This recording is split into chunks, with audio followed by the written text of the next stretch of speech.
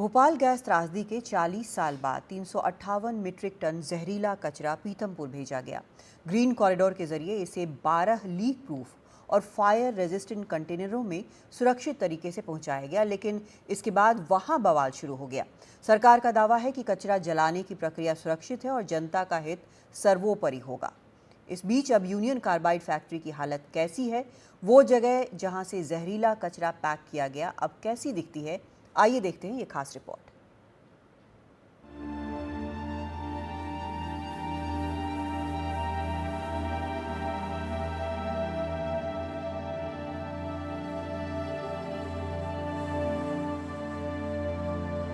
पानी से ये दिक्कत है, पेट में दर्द होता है, खाना नहीं पचता है, उल्टियाँ होने लगती हैं। जाल चलती है, ठीक नहीं होता है। ना पानी सही आता है, ना जहाँ सही रह पाते हैं हम लोग। भोपाल के लोगों को यूनियन कार्बाइड के जहर ने 40 साल परेशान किया। 40 साल बाद 358 मीट्रिक टन कचरा धार जिले के पीथमपुर स्थित संयंत्र में भेज दिया गया। 12 खास लीक प्रूफ और फायर रेसिस्टेंट कंटेनरों में सुरक्षित तरीके से पैक करके 250 किलोमीटर लंबा ग्रीन कॉरिडोर बनाकर। इस कचरे के निकलने के बाद हम यूनियन कार्बाइड पहुंचे, ठीक उस जगह पर जहां से 40 साल पहले निकली गैस दुनिया की सबसे बड़ी औद्योगिक त्रासदी की वजह बनी। एनडीटीवी पहला चैनल है जो आपको यूनियन कार्बाइड फैक्ट्री के अंदर से दिखा रहा है कहां से भोपाल का जहरीला कचरा निकाला गया। उस दरमियानी रात में क्या हुआ होगा ये समझना मुश्किल नहीं है। ये आप मशीनें देखिए, ये लोहे की मशीन मेरे कैमरा सहयोगी दिखाएंगे क्योंकि अंधेरा हो चुका है। ये पूरा इलाका एक तरह से जंगली है, यहाँ पर कई सारे पेड़ हैं। आप इन मशीनों की हालत देखिए और यहाँ से ये जो फोम है किस तरह से गल के आज भी आपको 40 साल बाद ये याद दिलाते हैं कि उस रात को जब भोपाल में चारों ओर चीख पुकार मची और उसके बाद मौत का सन्नाटा पसर गया तो क्या हुआ होगा।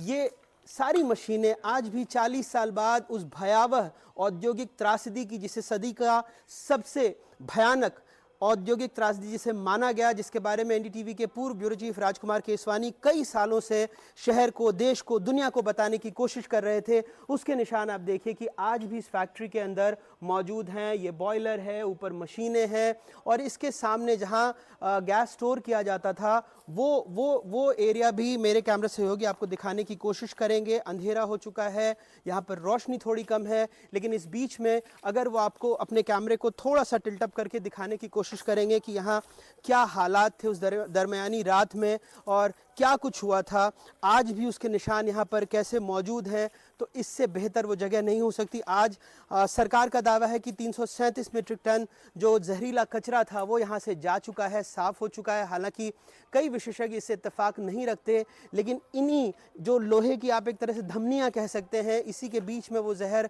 बहा होगा जिसने भोपाल को अपने आगोश में ले लिया। और खुद सरकारी आंकड़े 5000 से ज़्यादा मौतों की तस्दीक करते हैं, केंद्र सरकार के आंकड़े लेकिन अगर आप मध्य प्रदेश सरकार की माने तो उस हादसे में 15,000 से ज़्यादा लोगों की मौत हुई और खुद आईसीएमआर कहता है कि इसके आंकड़े 25,000 से ज़्यादा हैं। 40 साल बाद भी 5 लाख से ज़्यादा लोग इससे प्रभावित हैं। कई बच्चे जन्मजात विकृति के साथ पैदा हुए, कईयों को स्वास्थ्य की गंभीर समस्याएं हुई, कईयों के फेफड़े खराब हो गए और सब कुछ हुआ इस फैक्ट्री में जो मिथाइल आइसोसाइनाइड गैस थी जिसका रिसाव हुआ, उसकी वजह से 40 साल पहले उसका दंश भोपाल ने जब भुगता। आज यहाँ से 40 साल बाद वो जहरीला कचरा निकाला जा चुका है। सरकार का दावा है कि अब भोपाल को घबराने की ज़रूरत नहीं है। यहाँ आसपास के लोग भी राहत की सांस ले रहे हैं, लेकिन विरोध पीथमपुर में हो रहा है और वहाँ के लोगों को लग रहा है कि यहाँ का जो जहर वहाँ गया है उसको जलाने से उन्हें पर्यावरण के लिहाज से, स्वास्थ्य के लिहाज से कई चुनौतियों का सामना करना पड़ सकता है। 2 दिसंबर 1984 की रात लगभग 8 बजे से ही जहर हवा में घुलने लगा था। घड़ी का कांटा जैसे ही 3 तारीख से मिला, टैंक नंबर 610 में जहरीली मिथाइल आइसोसाइनाइड गैस पानी से मिली। इससे टैंक में दबाव बन गया और वो खुल गया। इसमें से ही वो जहरीली गैस जिसने कुछ लोगों को नींद में ही मौत दे दी, कोई दौड़ते भागते मर गया। फैक्ट्री का अलार्म सिस्टम भी घंटों तक बंद रहा। सरकारी आंकड़ों में कभी कहा गया 3,787 लोगों की मौत हुई तो कभी 15,724।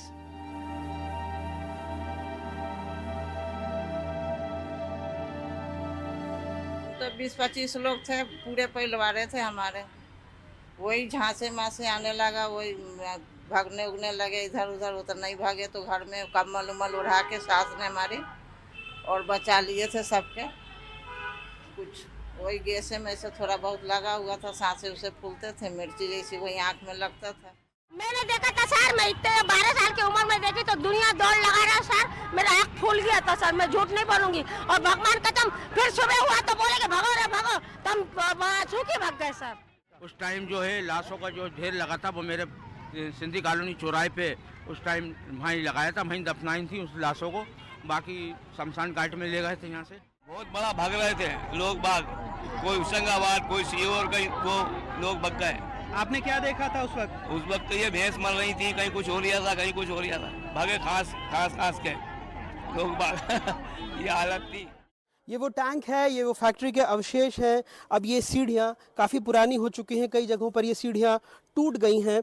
लेकिन यहीं से उस रात लोगों में क्या अफरा तफरी होगी, कौन भागने की कोशिश कर रहा होगा। कई लोग चेतावनी देने की कोशिश कर रहे थे, लेकिन कोई इस त्रासदी को रोक नहीं पाया। यहीं से जहरीली गैस का रिसाव हुआ, तमाम जो सुरक्षा मानक थे फेल हो गए और इस जहर ने पूरे भोपाल को अपने आगोश में ले लिया। यही वो पाइप है, यही वो संयंत्र है जो आज भी 40 साल बाद यहाँ भोपाल की उन दुखद यादों को समेटे खड़ा है।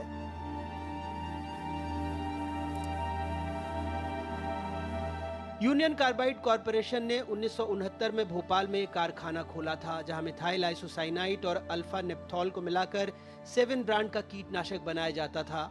वो केमिकल जिसके 1-1 लीटर को अमेरिका स्टील की बोतलों में दूसरे देशों को सप्लाई करता था, लेकिन भारत में इसे लापरवाही से कंटेनरों में मंगाया जाता था। रिसाव वाली रात MIC का स्टोरेज टैंक 610 अपनी क्षमता से अधिक भरा हुआ था। जहां पाइप को साफ किया गया तो पानी लीक वाल्व की वजह से MIC टैंक में घुस गया और टैंक फट गया, जिससे जहरीली गैस लीक हुई। गैस के रिसाव के बाद फैक्ट्री में प्रोडक्शन बंद कर दिया गया, लेकिन वहां अल्फा नेप्थॉल और सेमी प्रोसेस्ड कीटनाशक रखे थे। MIC का ठोस अपशिष्ट भी था।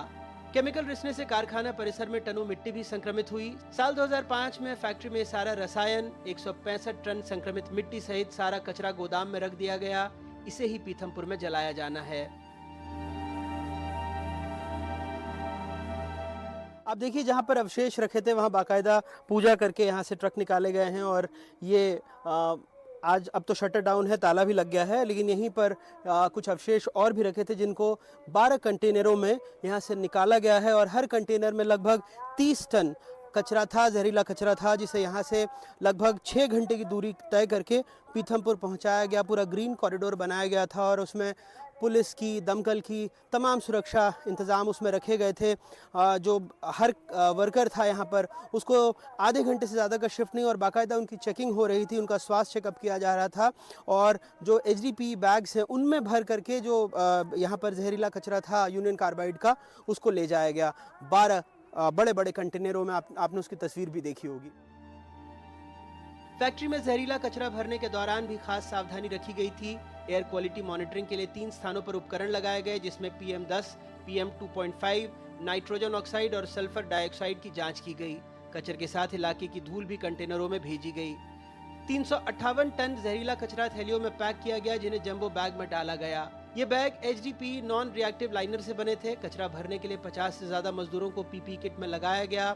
हर 30 मिनट में मजदूरों को बदलकर उनका हेल्थ चेकअप किया गया। कचरे के निष्पादन के लिए कंटेनर का वजन किया गया और पीथमपुर में कचरा रखने के लिए 25 फीट ऊंचा लकड़ी का प्लेटफॉर्म बनाया गया। सब कुछ कोर्ट के दिशा निर्देशों के हिसाब से हो रहा है, लेकिन पीथमपुर के लोग आशंकित हैं। भोपाल के यूनियन कार्बाइड के जहरीले कचरे के विरोध में पीथमपुर गुस्से में है।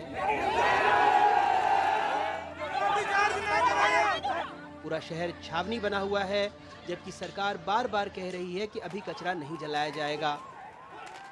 केवल परिवहन किया है और जैसा कि हम सबको जानकारी है कि माननीय न्यायालय ने हमारे लिए डेडलाइन दी कि ये किसी हालत में 4 तारीख के पहले पहुंचना चाहिए। 6 तारीख को हमसे माननीय न्यायालय किए गए आदेश के परिपालन की रिपोर्ट चाह रही है और उसी परिप्रेक्ष्य में इस आदेश के पालन के साथ साथ जो मुझे ध्यान में लाया गया है कि पीथमपुर में ये जो निर्दिष्ट स्थान वो भी उन्हीं के द्वारा बताया गया था और परिवहन का पूरा आदेश भी हाई कोर्ट सुप्रीम कोर्ट के उस पालन में सरकार के द्वारा किया गया है। लेकिन जो ध्यान में आया है कि हमारी जनभावनाओं के लिए अभी इस तरह की परिस्थिति में ये माना गया है कि जनता के बीच में ये विषय नीचे उतारना जरूरी है कि ये कोई सुरक्षा के मापदंडों पे किसी प्रकार से कोई खतरा या कोई डर जो जनता के बीच आया है, इसको हम प्रयास करेंगे कि माननीय न्यायालय के सामने ये विषय लाएं और उसके बाद ही आगामी किसी प्रकार से कार्रवाई की जाए।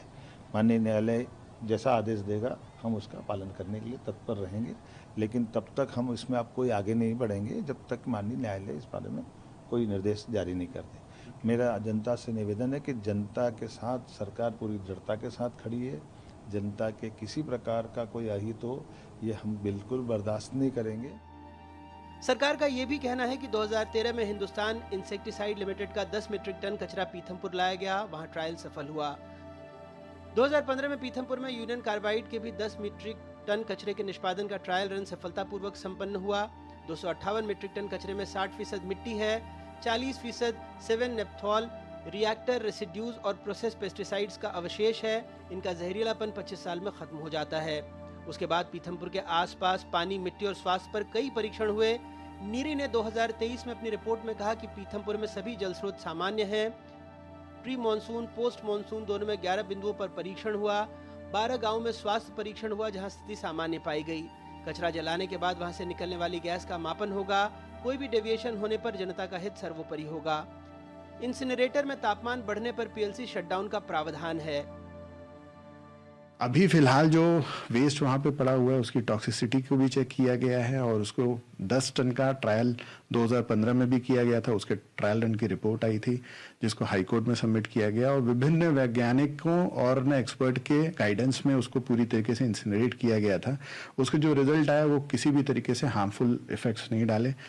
जो 2 फॉर्म में कन्वर्ट होता है जो भी हजार्डस वेस्ट को ना जब हम इंसिनरेट करते हैं, एक तो फॉर्म होता है एयर में जो जाता है और दूसरा फॉर्म आपके सॉलिड फॉर्म में रहता है। तो इसके जो रेसिड्यू जो कंटेंट है उसको किसी भी तरीके से वाटर और ना सॉइल से ना टच करने के लिए हम लोग 2 लेयर की जो मेम्ब्रेन है उसमें लैंडफिल साइट में का निर्माण किया गया है, वहां पे रखा जाएगा ताकि भविष्य में किसी भी तरीके से इसको इस कचरे का निष्पादन इंदौर के पीथमपुर में ट्रीटमेंट स्टोरेज डिस्पोजल फैसिलिटी यानी कि TSDF में किया जाएगा।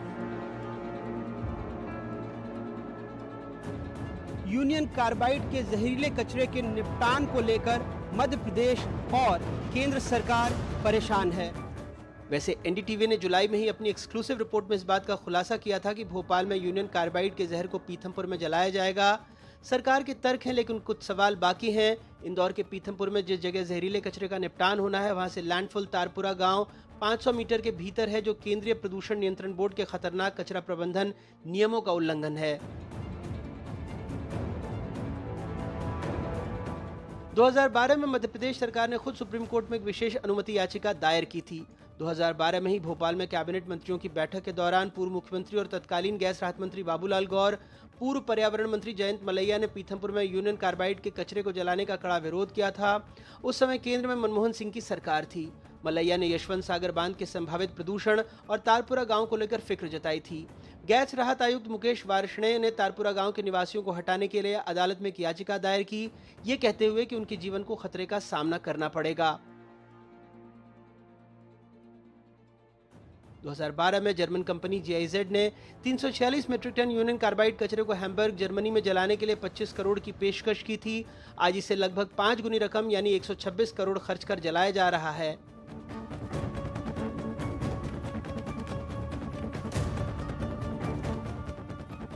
दूसरे राज्यों ने भी अपने यहाँ कचरा जलाने से मना कर दिया था। 2004 से 2018 तक जहरीले कचरे ने यूनियन कार्बाइड फैक्ट्री के आसपास के 42 बस्तियों के भूजल को जहरीला बना दिया। सुप्रीम कोर्ट ने इसे माना और प्रभावित इलाके में साफ पानी देने का आदेश दिया, लेकिन पिछले 5 सालों में यह जहर 29 और बस्तियों में फैल गया है। 2014 में संयुक्त राष्ट्र पर्यावरण कार्यक्रम ने जहरीले कचरे का आकलन करने की पेशकश की थी, लेकिन सरकार ने इसे अनसुना कर दिया। हालांकि सरकार का कहना है कि 2015 के बाद से उसने कई परीक्षण किए हैं और अब पीथमपुर और आसपास के लोगों को इस कचरे के जलाने से कोई खतरा नहीं होगा, लेकिन फिर भी कचरे को तभी जलाया जाएगा जब इस बारे में कोर्ट से दिशा निर्देश मिले और लोगों के हर आशंका को दूर किया जा सके। इंदौर में जो डॉक्टर हैं वो इंदौर हाई कोर्ट पहुंच गए हैं ये याचिका लेकर कि पीथमपुर में जहरीला कचरा न जलाया जाए। हालांकि सरकार का कहना है कि इस कचरे से कोई खतरा नहीं है, लेकिन सामाजिक कार्यकर्ता इससे इत्तेफाक नहीं रखते। इस तमाम बहस के बीच भोपाल आज भी उस घाव को ढो रहा है जिसे भरने में शायद कई बरस, अगर दशक नहीं तो बरस तो लग ही जाएंगे। भोपाल से अपने कैमरा सहयोगी रिजवान खान, तनुश्री और साबिर के साथ अनुराग द्वारी, NDTV।